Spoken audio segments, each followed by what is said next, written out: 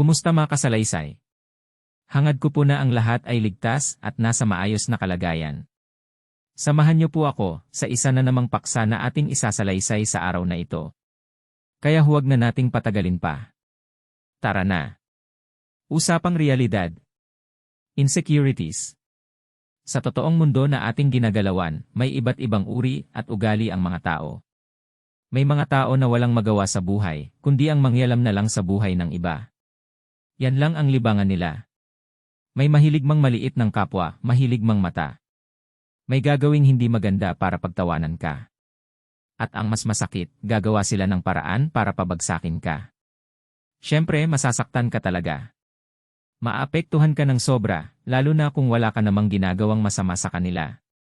Minsan papasok sa isipan mo, bakit kaya may mga tao ang ganito? Bakit ginagawa nila ito sa atin? Kung nangyayari sa'yo ito, ano kaya ang gagawin mo?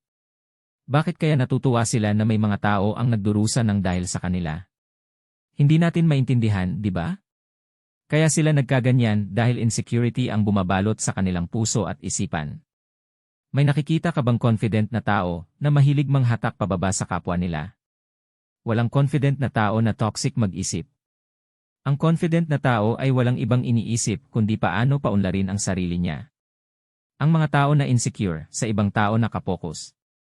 Mga tao na mababa ang pagpapahalaga sa sarili. O kulang ng pagmamahal sa sarili. At iniisip nila na ang pag-target sa ibang tao ang makakapag-boost ng self-esteem nila. Ang nakakatawa pa, sila pa ang marunong mag-pinpoint kung ano ang insecurities ng iba.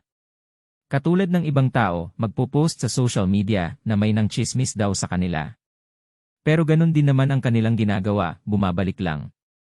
Nagagamit kasi ang kanilang ego sa pamamagitan ng pananakit ng damdamin ng iba. Pero ang importante ay kung paano tayo tumugon sa ginagawa nila sa atin. Huwag na tayo maghanap ng kasagutan kung bakit ginagawa nila ito. Dahil alam na natin na kulang sila sa pansin. Kung wala kang tiwala sa kakayahan mo. Kung wala kang tiwala sa sarili mo. Madali ka ring mainggit kung nakikita mong maunlad na ang buhay ng kaibigan mo. Sa kakapokus nila sa buhay mo, ay mabubuo na ang inggit sa puso nila. Lagi na lang silang nakabantay sa bawat galaw mo. Kaya ang kanilang misyon ay pabagsakin ka. Ang tagumpay mo ay kabiguan sa kanila. Ang kabiguan mo ay tagumpay sa kanila. Ayaw nilang makita na nakakaangat ka. Gusto nila na sila ang angat o gusto nilang pantay lang kayo. Pero ang mas gusto nila ay nasa baba ka lang nila. Kung alam ko na may mga taong naiinggit sa akin, mas ikakatuwa ko pa yon. Kaya dapat matuwa ka kung may naiinggit sa'yo. Dahil ibig sabihin ay nasa itaas ka nila. Kung may mga tao na masaya sa pagkakabigo mo, manahimik ka lang. Hayaan mo sila na mag-usap-usap ng negatibo. Pero hindi naman lahat ng naiinggit sa'yo ay mananatiling ganyan. Darating din naman ang panahon na mapapagod sila sa kakasabi ng negatibo. Hanggang sa tanggapin na nila kung ano ang narating mo ngayon. Ang mga taong hindi pa rin makatanggap na umangat ka sa buhay, mananatili silang magchichismisan sa likod mo. Pero marunong din silang magkunwari at purihin ka kapag kaharap mo sila. Mga plastic, di ba? Gusto nila na nakasentro ang atensyon sa kanila. Gusto nilang bumagsak ka para sila naman ang makita ng maraming tao. Madalas ko itong nakikita sa mga movies. Pero may nangyayari din sa totoong buhay. About mana, kaharian, trono. Gusto nilang atakihin kahit kadugo pa nila yon. Para lang makatungtong sa pinapangarap nilang buhay o posisyon. Wala silang pakialam sa buhay ng iba. Basta't mapansin lang sila. Ayos na sa kanila yon. Sabi ko nga, hindi lang ito nangyayari sa TV. Sa totoong buhay rin. Lalo na sa workplace, ang daming sipsip. Sila lang din ang maapektuhan. Nakuha nila ang kanilang pangarap. Pero ang respeto ng mga tao ay hindi nila nakukuha. Masaklap pa rin ang buhay nila, di ba?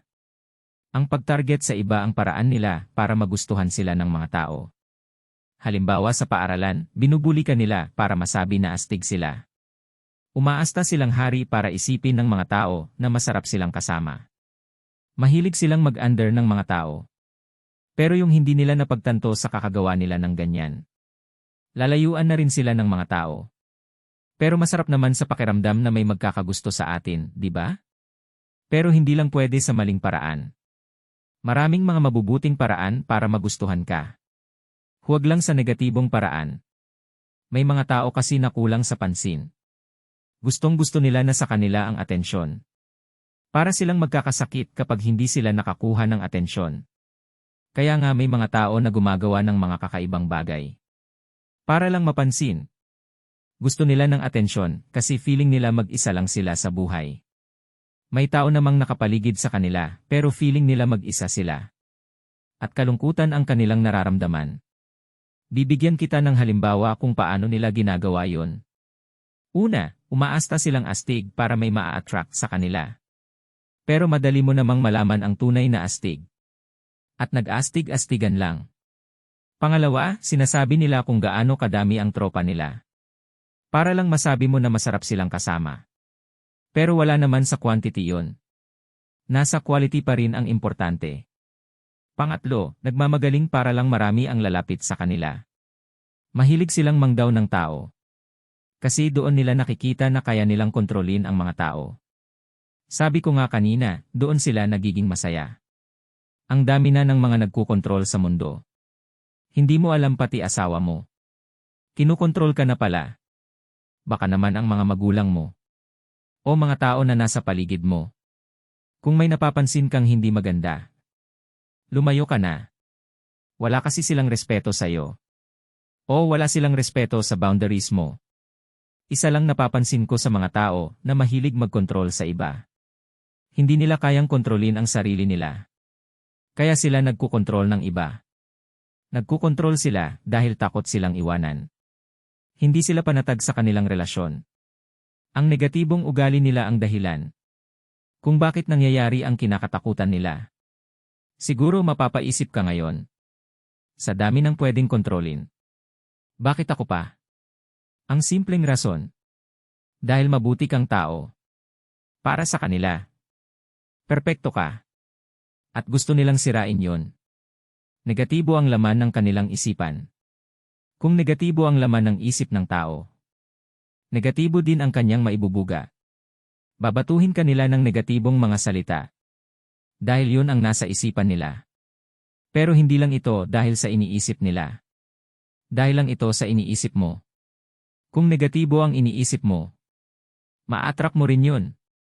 Pero hindi natin alam na ang ginagawa na pala natin ay negatibo na rin pala. Kung binabato ka nila ng masasakit na salita, tanggapin mo na lang hanggat kaya mo. Kung below the belt na ang tira nila sa'yo, doon ka na lumaban. Pero tandaan mo, mahirap kalabanin ang mga taong negatibo. Kaya ang madalas kong ipinapayo sa mga kaibigan ko, lumayo na lang. Basta negatibo ang iniisip ng tao. Negatibo din ang kanilang pananaw sa buhay. Negatibo din ang gagawin nila. Sa mga makakasalamuhan nila. Parang natural na sa kanila ang mang-api ng mga tao. Subukan mo magpayo sa kanila. Iba ang pagkakaintindi nila sa mga sinasabi mo. Wala silang tunay na kaibigan. Sabi ko nga kanina, umaasta ang mga negatibong tao na marami silang kaibigan. Pero sa totoo, wala naman kahit isa. Kaya nga hindi nila alam kung ano ang tamang pag-uugali. Gumagawa sila ng mga bagay na hindi naman ginagawa ng iba. Kung wala silang tunay na kaibigan, wala rin silang pakiramdam. Wala silang pakialam sa pakiramdam ng iba. Wala silang pakialam kung nahihirapan na ba ang tao sa ginagawa nila. Nang iinsulto sila, nang dadown sila ng mga tao. Dahil wala sa kanilang bokabularyo ang gumawa ng tama. Hindi nila alam na mabuti ba yung ginagawa nila o hindi. Kaya nga hindi nila naiintindihan kung bakit nasasaktan ang inaapi nila. Gusto nila na sila lang ang pakinggan. Mas lalo silang magagalit sa'yo kung pinipilit mo silang makinig sa'yo. Ayaw nilang makinig sa iba. Pero gusto nila na sila lang ang pakinggan. Hindi fair, di ba? Halimbawa, may napag-usapan kayong certain topic. Ayaw nila ng opinion mo. Magagalit sila. Kung magbibigay ka ng suggestion, opinion o ideya, diyan nabubuo ang mga disagreements. Halimbawa kung may voting system sa mga opinion at mga ideya, Tapos nanalo ang ideya mo. Magagalit na sila sa'yo. Pakiramdam nila. Tinatapakan mo ang kanilang pagkatao. Ganun kakitid ang kanilang pag-iisip. Hindi sila marunong makinig. At feeling nila ay nilalamangan mo na sila. Tapos pagsasabihan ka pa nila. Hindi mo naman alam ang mga sinasabi mo. Hindi ko naiintindihan kung bakit naisip mo pa yon. Gets mo ang punto ng kanilang sinasabi, di ba? Minamaliit nila ang pananaw at opinyon mo. Hindi sila marunong maglabas ng kanilang saloobin. Nangda-down sila ng iba. Dahil hindi nila mailabas ang kanilang tunay na nararamdaman. Idinadaan nila sa pangit na paraan. Kaya nang iinsulto na lang sila. Kasi wala silang ibang masabi. Kaya nga may mga taong mema lang. May masabi, okay na. Ngayon alam mo na tinatarget ka nila. Dahil ikaw ang gusto nila. Gusto ka nila pero sa negatibo lang na paraan. Naiinggit sila sa kagalingan mo. At nababahala sila sa pag-angat mo. Gawin mo lang yung motivation. Para magpatuloy ka pa sa buhay. Masama man kung iisipin. Pero kailangan mo yung gawin. Para makatakas ka sa mga kamay nila. Kung minamaliit ka ng ibang tao. Kung pinapahiya ka nila. Kung wala silang tiwala sa mga ginagawa mo. Malamang kinukontrol ka ng taong iyan. Gagawa sila ng paraan. Para magduda ka na rin sa kakayahan mo. Sisirain nila ang confidence mo. At ayaw nilang makikipaghalubilo ka sa ibang tao. Kung hindi ka palalayo sa tao na ito. Siguradong may negatibong epekto ito. Sa iyong mental health. Kung pinapatagal mo ang sitwasyong ito. Mahihirapan ka na ring makawala. At mas mahihirapan kang makamove on. Iyan ang dahilan kung bakit napakahalaga. Natukuyin mo ang mga senyales. Sa lalong madaling panahon. Para makaiwas ka sa masamang pwedeng mangyari sa'yo. Heto na ang 10 senyales. Na kinukontrol ka na ng isang tao. Ang taong iyan ay maaaring ang asawa mo. O mga kaibigan mo o hindi kaya mga magulang mo. Pwede rin naman na mga kamag-anak mo. Unang senyales. Gusto nilang nakapokus ka sa kanila. Gusto nila na ibigay mo sa kanila ang iyong oras at atensyon. Malinaw na kinukontrol ka na ng taong ito. Sobra sila kung makademand. Gusto mong sabihin na tama na. Pero pagsasabihan ka naman nila na madamot ka. Kaya hindi mo na lang sasabihin. Mas lalong mahirap kung ang nagkukontrol sa'yo ay member lang din ng pamilya mo. Pero kailangan mong kumawala sa kanila. Kung may dinidemand sila sa'yo, kahit malit na bagay, mag-isip ka muna bago ka sumagot. Pag-isipan mo muna kung ibigay mo ang kanilang kahilingan. Ano kaya mangyayari sa susunod? Mas madali kasi magsabi ng hindi sa umpisa. Kaysa sa nasanay ka ng gawin. O ibigay ang mga gusto nila. Kung iginugol mo ang iyong lakas at oras sa mahahalagang bagay, magagalit ang taong nangungontrol sa'yo. Dahil gusto nila na sila lang ang number 1. Sisigurduhin nilang magigilty ka sa mga ginagawa mo. May isip mo na lang na para bang kasalanan mo pa ang lahat. Ngayon alam mo na ito. Pero kung patuloy mo pa rin na pinakikisamahan, ang mga sobrang makademand sa iyo ng oras, malulungkot ka talaga. Dahil saklaw ka ng kanilang kadiliman. Parang sweet naman kung iisipin, di ba? Na dapat sa tabi ka lang nila palagi. Pero ang katotohanan, hindi lang pala nila gustong makita na may iba kang pinaglalaanan ng oras. Kailangan mo ring sabihin kung anong nararamdaman mo. Siguro natatakot ka lang. O naaawa ka sa tao. Pero kailangan mo ring maawa sa sarili mo.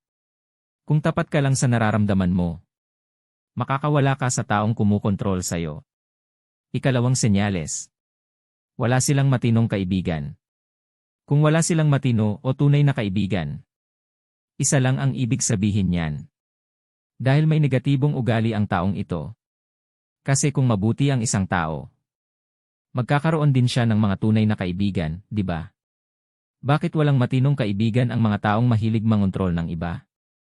Kasi hindi nila kayang kontrolin ang mga taong napakatibay ng mentalidad. Madali ka nilang makontrol. Dahil siguro na ipakita mo sa kanila ang iyong kahinaan. Ang mga taong mahilig mangontrol ng iba ay may insecurities. Pero huwag mo namang ipamukha sa kanila na pangit silang kasama. Controlling man sila at insecure. Kailangan mo ring pakinggan ang kanilang panig. Kung negatibo pa rin ang trato nila sa'yo, panahon na para ikaw ay umiwas sa taong ito. Ikatlo at ikaapat na senyales. Nakasubaybay sa mga kinikilos mo. Nangyayari din ito sa magkakaibigan. Pero madalas nangyayari ito sa mga relasyon. May at maya ay magtatanong ang partner mo kung nasaan ka na. Sa unang dinig, parang love ang tawag mo doon. Pero kinukontrol ka na pala. Marahil ay maitatanong mo. Hindi na ba ako pwedeng magtanong kung nasaan ang partner ko? Magtatanong ka, pero dapat isang beses lang. At doon na dapat papasok ang salitang tiwala. Kung wala siyang tiwala sa'yo, ibig sabihin, hindi ka rin niya mahal. Halimbawa, bubuksan mo ngayon ang social media account mo. Chine-check nila kung anong status mo. At kung online ka ba. Acceptable behaviors naman yun. Pero ang hindi okay ay kung sila na ang gumagamit ng account mo nang wala kang pahintulot. May kakilala din akong ganito. Kapag online ako, nagme-message ka agad. Pero ang palusot kasi nila, palagi ka raw nilang iniisip. At concern lang daw sila sa'yo. Kaya gusto nilang malaman na safe ka. Darating sa punto na lahat ng kinikilos mo ay may kasama ng paliwanag. At hindi lahat ng bagay ay kailangan ipaliwanag mo. Nakakapagod yun. Kung wala kang nakikitang pagbabago sa taong ito, pakiusap umiwas ka na. Maawa ka naman sa sarili mo. Sila ang nagdedesisyon para sa'yo. Tayo ay mga tao na may kanya-kanyang opinyon at idea. Alam mo naman yan, di ba? Pero kung may isang tao na magsasabi sa'yo o magde-decide para sa'yo, mali na yon. Ang taong tunay na nagmamahal sa'yo ay hahayaan kang gumawa ng mga bagay-bagay para matuto ka. At kung hindi mo kakayanin ang mga bagay na yon, saka sila susuporta at tutulong. Pero kung kinukontrol ka ng taong kaharap mo, mag-iinsisteng palagi na dapat siya ang masusunod. Siya ang magde-decide sa mga dapat at hindi dapat mong gawin. Parang wala ka ng sariling opinyon at ideya at lakas. Hindi lang ito nangyayari sa trabaho. Nangyayari din ito minsan sa loob ng bahay. Ang ibig kong sabihin, pamilya mo pa mismo ang may hawak ng desisyon mo. Kung may nagawa ka na nakaka-proud, sila ang una na hindi matutuwa. Dahil gusto nila. Ideya nila ang ginawa mo. Ikalimang senyales. Gusto nilang baguhin ka. Kung negatibo na ang buhay mo, hayaan mong baguhin ka nila. Para naman yan sa ikabubuti ng buhay mo. Pero kung sa tingin mo ay nasa mabuting sitwasyon ka, bakit kailangan ka pa nilang baguhin? At kontrolin? Di ba? Dahil lang sa mga sinasabi nila. May kanya-kanya tayong kagustuhan sa buhay. May kanya-kanya tayong ugali. Ang punto ko dito ay baguhin mo. Kung ano ang dapat baguhin. Huwag mong baguhin kung hindi mo intensyong na magbago. Dahil ikaw lang din ang mahihirapan. Kung sinabihan ka na huwag ka nang makipagkita sa tao na yan. Pero paano kung magkaibigan na kayo ng tao na yon? Dati pa. Kailangan mong baguhin yun dahil pinagbawalan ka na? Ito lang dapat ang kainin mo. Paano kung ang pagkain na yun ay healthy? O paborito mo? Dito ka lang pwedeng pumunta. Paano kung traveler ka? At gusto mong mag-explore sa iba't ibang lugar? Ito lang dapat ang isusuot mo. Paano kung sexy ka ng manamit noon pa? Ito lang dapat ang gawin mo. Paano kung gusto mong sumubok ng panibagong bagay? Kailangan mong pag-isipang mabuti. Sa punto ng taong nagsabi niyan sa'yo, hindi na yan concern. Gusto lang niyang dumaan ka sa landas na ginagawa niya para sa'yo. May mga tao namang nagbabago dahil na-realize nila na mali ang ginagawa nila sa buhay. Pero kung alam mong walang mali sa ginagawa mo, huwag mong hayaan na kukontrolin ka nila. Kung tunay mo silang kaibigan, kung tunay mo silang partner, gagawa sila ng bagay na may inspire ka at Mamotivate ka para ikaw ay mag-grow at mag-improve. Susuportahan ka nila kung anong gusto mong gawin sa buhay. Kung anong gusto mong baguhin. Hindi ka nila pinipuwersa na magbago. Kahit hindi mo naman gusto. Ika-6 na senyales. Sobra sila kung magselos. Hindi lang ito nangyayari sa mga magkasintahan. Pati na rin sa mga magkakaibigan. Kapag sobrang seloso ang isang tao, iniisip nila na lahat ng tao na nakapaligid sa iyo ay kalaban nila. Ayaw nilang tumabi ka sa ibang tao. Dahil natatakot silang mawala ang atensyon mo sa kanila. Nagiging possessive na sila. Dahil takot silang mawala ang special na tao sa kanilang buhay. Tandaan mo ito, walang sinuman ang nagmamay-ari sa sinuman. Sabi ko nga, takot silang mawala ka. Takot silang mag-isa sa buhay. Kaya pilit ka nilang ipinapasok sa kanilang bulsa. Halimbawa sa relasyon. Pinagsisilosan din nila ang mga tao na naging parte ng buhay mo noon. Nagsiselos sila.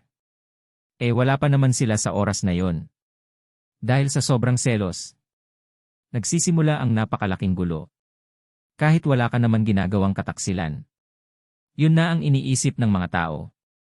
Na sobrang seloso. Gusto mo pa bang manatili sa buhay nila? Ika-7 at ika-8 senyales. Palaging naghahanap ng mga mali sa'yo. Simple lang ang sagot. Dahil insecure sila. At pakiramdam nila na nagmamagaling ka na. Ang galing mo naman talaga. Ayaw lang nilang mapahiya sa mata ng karamihan. Kaya naghahanap sila ng mapupuna sa'yo. Dahil gusto nilang humina ang kumpiyansa mo. Hindi lang nangyayari ito sa magkakaibigan. Pati sa pamilya at kamag-anak.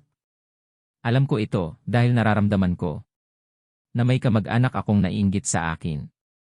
Dahil kumikita na ako ng malaki. Pinupuri ka pa ng mga yan. Pero palihim ka pala nilang pinagdarasal. Na sana bumagsak ka na. Pero kabaligtaran ang nangyari. Mas lalo kang itinataas ng Diyos. Wala silang respeto sa privacy mo. Patuloy nilang hinahamon ang pasensya mo. Hanggang sa lumabas ang pangit mong ugali. Tapos sila pa ang umaasta na biktima.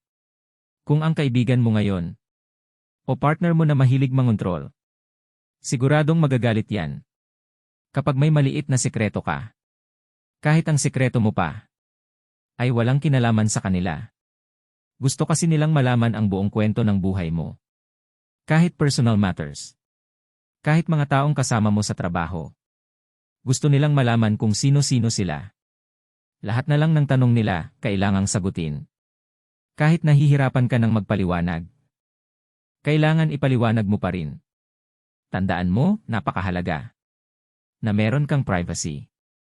Kasi kung ang buhay mo ay parang open book, madali kang durugin ng mga tao. Tandaan mo yan palagi. Ika-9 na senyales. Nagmahal pero may kondisyon. Ang tao na mahilig mangontrol ay hindi marunong magmahal. Lahat na lang ay pabor sa kanya. Mahal kita kung gagawin mo ito. Hindi na yan tunay na pagmamahal. Kung may mga kondisyones, hindi natin basta-basta maintindihan. Basta tumibok ang puso. Yun na yun. Yan ang unconditional love. Kung hindi ito ang ipinapakita ng isang tao sa'yo, hindi ka niya tunay na mahal. Kinukontrol ka lang niya. Ika-10 senyales. Abusado. Manipulative. Inaabuso ka nila, hindi man sa physical na aspeto, pero sa emosyonal na paraan. Ginagawa nila yun kasi yun ang nagpapaligaya sa kanila. Pinapamukha nila sa'yo na wala ka sa ganitong sitwasyon kung hindi ka nakadikit sa kanila. Sinisisi ka nila sa lahat ng kapalpakan na nangyari. Alam kong mahirap silang iwasan. Lalo na kung nasanay ka na sa kanilang pangmamanipula. Pero magsasawa ka rin sa estilo nila. Ngayong alam mo na ito, ikaw pa rin ang magdidesisyon. Kung mananatili ka na lang sa tabi nila at magdusa. O umalis ka na dyan sa sitwasyon mo. At salubungin mo ang bagong buhay. Desisyon mo pa rin ang masusunod. Muli mga kasalaysay. Kung nagustuhan niyo po ang ating paksa sa araw na ito, ay baka pwede naman po sana niyong suportahan ang ating YouTube channel. Huwag po nating kalimutang i-like, mag-subscribe, I-share at pindutin ang notification bell para lagi po kayong updated sa mga bago po nating upload. Asahan po ninyo na lalo ko pa pong pagbubutihan at sisikaping makapagbigay ng mga dekalidad at kakaibang mga kaganapan, istorya, kwento, at mga usapang realidad na magpapaantig sa inyong mga puso at isipan. Ako po si Datu Salaysay na nagsasabing, lahat ng problema ay may solusyon, at kung wala itong solusyon ay hindi ito problema. Ngumiti araw-araw at gawing magaan ang buhay. Good vibes at tamang chill lang.